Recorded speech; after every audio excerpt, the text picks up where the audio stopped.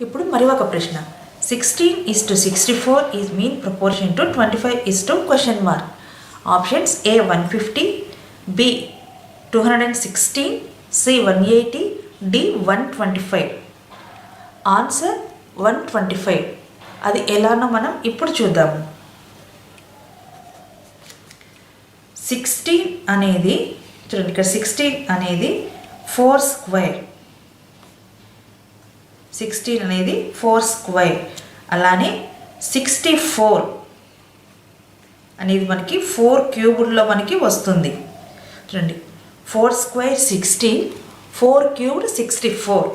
అలానే మనకు 25 అనగా 5 స్క్వేర్. సో నెక్స్ట్ మనకు వచ్చేది 5 క్యూబ్డ్ అనగా 125. So answer is 125. అబ్జర్వ్ చేస్తున్నారు కదా, 4 స్క్వేర్ అనగా 16, 4 క్యూబ్డ్ 64. అలానే 5 స్క్వేర్ 25, 5 క్యూబ్ 125. ఇవన్నీ ఈరోజు మనం జనరల్ మ్యాథమెటిక్స్ కంపారిజన్ టెస్ట్లో కొన్ని ప్రశ్నలు, వాటి సాల్వింగ్ ఎలానో చూసాం కదా.